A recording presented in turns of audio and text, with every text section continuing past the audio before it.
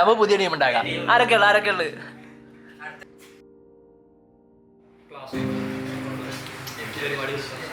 റമദാന്റെ ഒരു നോമ്പിന്റെ ഒരു സമയം നമ്മൾ അധികവും നമ്മളുടെ അക്കാഡമികവുമായി ബന്ധപ്പെട്ടുകൊണ്ടുള്ള വ്യത്യസ്ത മേഖലകളിലേക്ക് നമ്മൾ ഉണ്ടാവാം. കൂടുതൽ സമയം ഒഴിവ് ദിവസങ്ങൾ ഒഴിയുന്ന മറ്റു സന്ദർഭം. അപ്പോൾ നമുക്കതല്ലാത്തൊരു സമയം റമദാൻ നമുക്ക് അധികമായി ചെയ്യാൻ കിട്ടുന്ന ഒരു സമയം എന്ന് പറയുന്നത് നോമ്പൊക്കെ തുറന്നു കഴിഞ്ഞ് നമ്മൾ തറാവീഹ് കഴിഞ്ഞതിന് ശേഷം നമുക്ക് പുലർച്ചെ വരെയുള്ള ഒരു സമയം എന്ന് പറയുന്ന ഒരു സന്ദർഭമാണ്.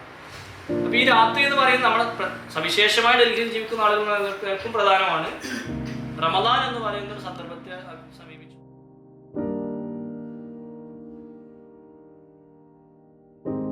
നമുക്കത് നിർവഹിക്കാൻ കഴിയുമെന്ന് നമ്മളെ തന്നെ പഠിപ്പിക്കുന്ന ഒരു മാസമാണ്. ഇത് കഴിയും, അത്ര പ്രയാസമൊന്നുമില്ല എന്ന് നമ്മൾ പരിശീലിപ്പിക്കുന്ന ഒരു മാസമാണ് റമദാൻ എന്ന് പറയുന്നത്. അതേപോലെ തന്നെ പല നിയന്ത്രണങ്ങളും.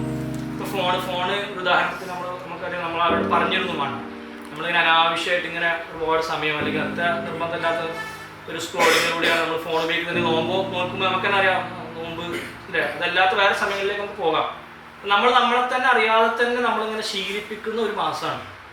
ആ ശീലത്തിൻ്റെ അടിസ്ഥാനം എന്ന് പറയുന്നത് പല കാര്യങ്ങളും എനിക്ക് ചെയ്യാനും നിയന്ത്രിക്കാനും ചെയ്യാതിരിക്കാനും ആലോചിക്കാനും ഒക്കെ കഴിയുമെന്ന് പഠിപ്പിക്കുന്ന ഒരു പ്രധാനപ്പെട്ട മാസമാണ് എന്ന് നമുക്ക് കാണാൻ കഴിയും.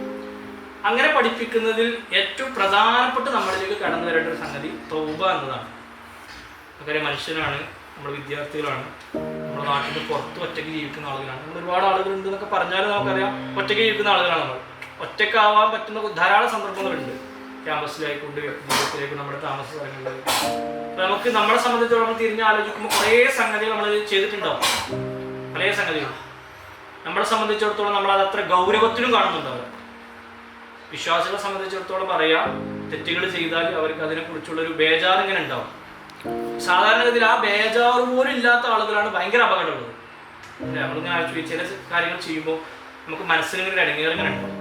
ആ ഇടങ്ങേറാകുന്ന ഒരു സാഹചര്യം നമ്മളിൽ നിന്ന് നഷ്ടപ്പെട്ടാലാണ് വിശ്വാസി അല്ല എന്ന് നമുക്ക് തന്നെ ബോധ്യമാവുക. അല്ലെങ്കിൽ അത്തരം ആളുകളാണ് തെറ്റിനെ കുറിച്ച് ഒരു ഗൗരവമില്ലാത്ത അല്ലെങ്കിൽ എന്താ പറയുക വഴിവേച്ചു പോയവരെന്ന് നമുക്ക് പറയാൻ കഴിയും.